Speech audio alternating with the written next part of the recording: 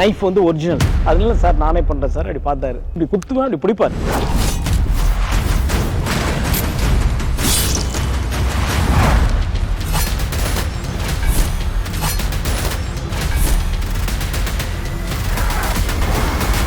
Jailer unlock super star Rajinikanth അഭിനയിച്ച mega block buster ചലച്ചിത്രം ജയിലറിന് പിന്നിലെ കഥ സബ്ടൈറ്റിലിനോടൊപ്പം നിങ്ങളുടെ സൺ നെക്സ്റ്റിൽ മാത്രം കണ്ടാസ്വദിക്കാം. ഇപ്പോൾ തന്നെ ആപ്പ് ഡൗൺലോഡ് ചെയ്യൂ.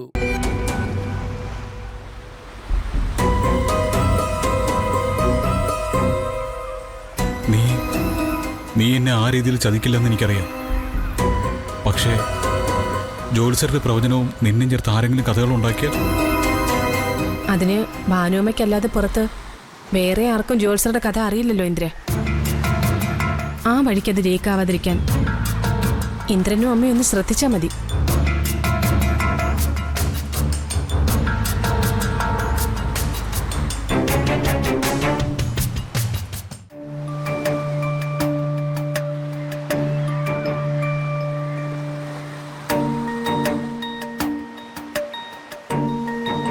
ഇന്ദ്ര, എനിക്കൊരു റിക്വസ്റ്റ് ഉണ്ട്. എന്താ? 7 മാസത്തിനുള്ളിൽ എൻ്റെ ഡെലിവറി നടക്കും. അതുവരെ എനിക്കിതുപോലെ എപ്പോഴെങ്കിലുമൊക്കെ ഇന്ദ്രനെ കാണുകയും സംസാരിക്കുകയും വേണം. ഹർഷ, അത് ഇന്ദ്ര, വെറും 7 മാസത്തെ കാര്യമല്ലേ ഉള്ളൂ. കുഞ്ഞുണ്ടായിക്കഴിഞ്ഞാൽ പിന്നെ എനിക്കത് മാത്രം മതി. പിന്നെ ഇന്ദ്രനെ ഞാൻ ശല്യപ്പെടുത്തില്ലേ. ഇന്ദ്ര, പിന്നെ ഞങ്ങൾക്ക് വേറൊരു പ്ലാനും കൂടിയുണ്ട്. ഞാനും രവിയേട്ടനും കുഞ്ഞിനെയും കൊണ്ട് മറ്റെവിടേക്കെങ്കിലും പോകും ഇന്ദ്ര. ചിലപ്പോൾ കടൽ കടന്നു തന്നെ പോകും. ഇന്ദ്രന് ഞങ്ങൾ ഒരിക്കലും പിന്നെ ബുദ്ധിമുട്ടാവില്ല. സത്യം.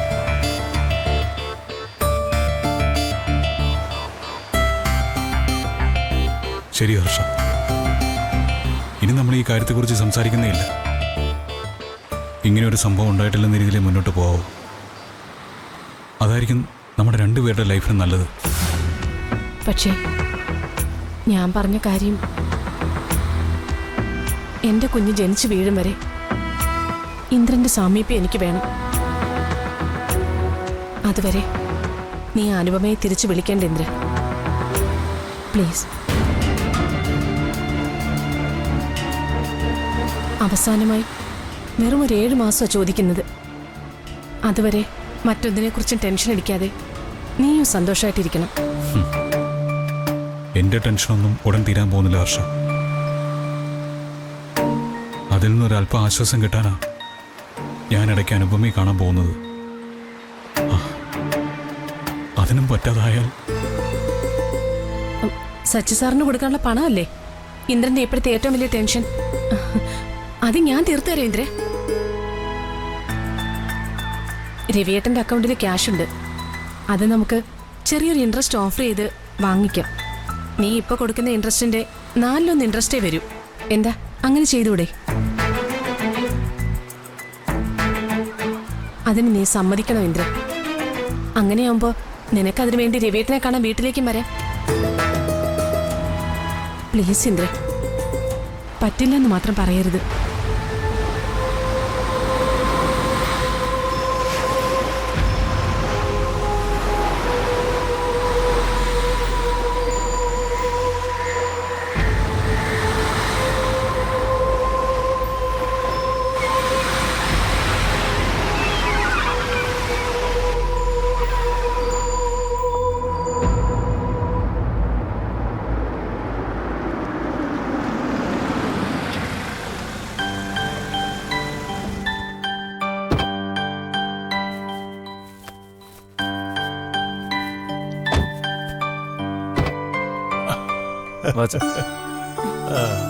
ഞാൻ പഠിക്കാം ശബരി.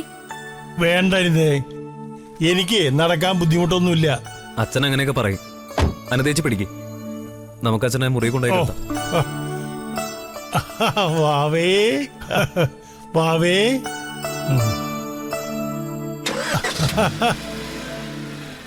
മാമുണ്ടോ? അല്ല, നീ എന്താ ശബരി ഇത്രയും താമസിച്ചേ? ഞാൻ കരുതി അച്ഛനോട് അഡ്മിറ്റ് ചെയ്ത് കാണുമെന്ന്. എന്നിട്ട് ധനേട്ടൻ എന്നൊന്നും വിളിച്ചത് പോലും ഇല്ലല്ലോ.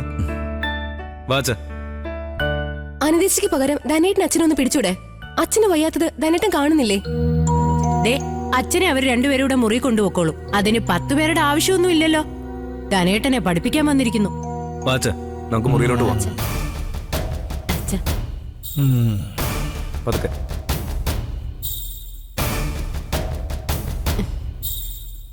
നടക്കും മനുഷ്യ.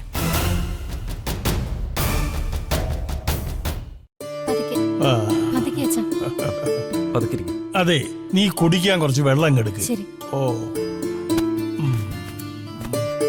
അല്ല പുതിയ ഡോക്ടറെ കണ്ടിട്ട് എന്താ പറഞ്ഞ ശബരി? ചെക്കപ്പ് നടത്തിയതിന്റെ റിസൾട്ട് മുഴുവൻ വന്നിട്ടില്ല. 2 ദിവസം എടുക്കും. തൽക്കാലം പുതിയ ചില മെഡിസിൻസ് തന്നിട്ടുണ്ട്. ഇനി വല്ല ആയുർവേദവും നോക്കാന്ന് ഞാൻ പറഞ്ഞതാ. ഇംഗ്ലീഷ് മരുന്ന് കഴിച്ചതിന്റെ ക്ഷീണം മാത്രമേ എനിക്കിപ്പോ ഉള്ളൂ. അച്ഛാ, ടെസ്റ്റ് ചെയ്തതിന്റെ റിസൾട്ട് വരട്ടെ. കുഴപ്പമൊന്നുമില്ലെങ്കിൽ നമുക്ക് ആയുർവേദം നോക്കാം, അല്ലേ ശബരി? അതെ, ഞാനും അത് തന്നെ വിചാരിച്ചത്. ആ അനുദേച്ചി, ഇത് ഫ്രിഡ്ജിൽ സൂക്ഷിക്കേണ്ടതാ. ഇതൊന്ന് ഫ്രിഡ്ജിലേക്ക് വെച്ചേക്കെ. ശരി.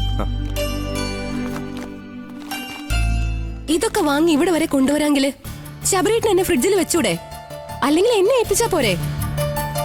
അതിന് മാത്രം എന്തിനാ വേറൊരാളുടെ സഹായം? നിന്റെ കയ്യിൽ കുഞ്ഞിരിക്കല്ലേ, അതുകൊണ്ടല്ലേ അനുദേച്ചി ഏൽപ്പിച്ച. ഓണെടുത്തുകൊണ്ട് കമ്പനി നല്ല തിരക്കുള്ള ടൈമാ. അച്ഛന്റെ കാര്യങ്ങൾ നിങ്ങളൊക്കെ തന്നെ നോക്കേണ്ടി വരും. എനിക്ക് അങ്ങനെ പ്രത്യേക പരിഗണനയൊന്നും വേണ്ട. എന്റെ കാര്യങ്ങൾ ചെയ്യാനുള്ള ആരോഗ്യം എനിക്കുണ്ട്. നിങ്ങളൊന്ന് സ്ഥലം കാര്യമാക്കുവോ? പ്ലീസ്. എന്താടി ഇരിക്കുന്നത്? ആ വെള്ളം എടുത്ത്. വാ ധനേട്ടാ. ആ, ഈ കണ്ണാടി. ആ. ശ്ശോ. ഓ, ദേ ഇതങ്ങോട്ട് വെച്ചേക്ക്. അച്ഛാ കിടന്നു. ഓ.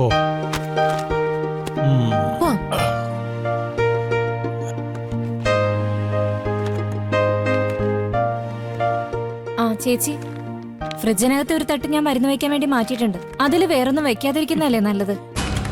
അനിതേ, നീ അത് ദയോടുകൂടി പറഞ്ഞേക്ക്. അല്ലെങ്കിൽ അവള് വെച്ചതൊന്നും കാണുന്നില്ല എന്ന് പറഞ്ഞായിരിക്കും അടുത്ത കൂത്ത്. ഇല്ല ചേച്ചി, ദേ വെച്ചതൊന്നും ഞാൻ തൊട്ടിട്ടില്ല.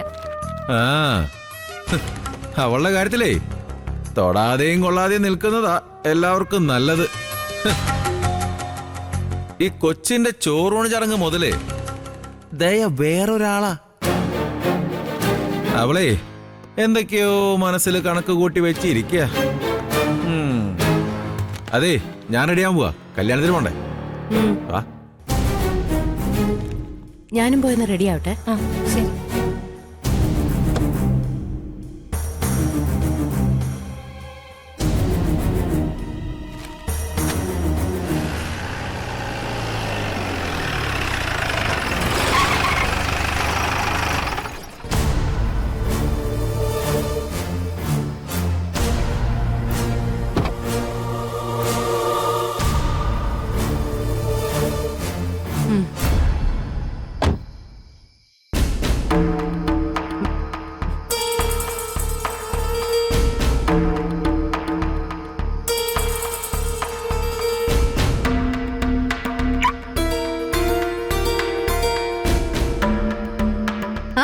എത്തിയോ? ഞാൻ വിചാരിച്ചു പോലീസ് അറസ്റ്റ് ചെയ്ത് ജയിലിൽ അടച്ചു കാണൂന്ന. എന്താടി, ഞാൻ ജയിലിൽ പോകണം നിനക്ക് ഇത്ര നിർബന്ധം? എന്റെ കൂടെ ജീവിച്ച് മതിയാകും നിനക്ക്? അയ്യാടാ കൊഞ്ചല്ലേ. ഈ അട്ടയെ പിടിച്ച് മെത്തേ കിടത്തിയാലേ കിടക്കില്ലെന്നൊരു ചൊല്ലുണ്ട്. അതുപോലെയാ നിങ്ങളുടെ അവസ്ഥ. നീ എനിക്ക് വേണ്ടി എന്തോ കരുതി വെച്ച ലക്ഷണം ഉണ്ടല്ലോ. എന്താ പ്രശ്നം? നിങ്ങൾ വിനയനെ വീട്ടിൽ കയറി തല്ലുകാരൊക്കെ ഞങ്ങൾ അറിഞ്ഞു. ഓ, അതാണോ? നീ ഒന്ന് പിടിച്ചേ. കുട്ടികൾക്കുള്ള ചോക്ലേറ്റ് ബിസ്ക്കറ്റ് ഒക്കെയാ. അതൊക്കെ ഞാൻ പിടിച്ചോളാം. രഘുവേട്ടൻ വിഷയം മാറ്റാതെ. നിങ്ങൾക്ക് അന്തസ്സായിട്ട് ജീവിക്കാൻ ഇപ്പൊ ഒരു ജോലിയുണ്ട്. പഴയ പോലെ വീണ്ടും ആ ഗുണ്ടാപ്പണിക്ക് ഇറങ്ങി ഉള്ള ജോലി കളയല്ലേ രഘുവേട്ടാ?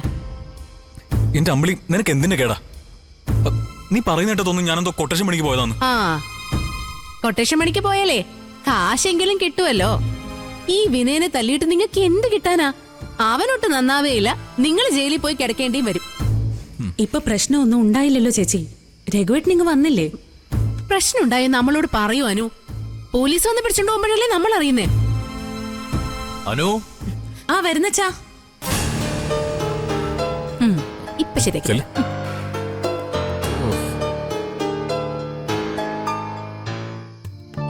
മോളെ, ആ ടാബ്ലറ്റും ഒരു ഗ്ലാസ് വെള്ളം മുറിയിൽ വെച്ചു. ശരി അച്ഛാ.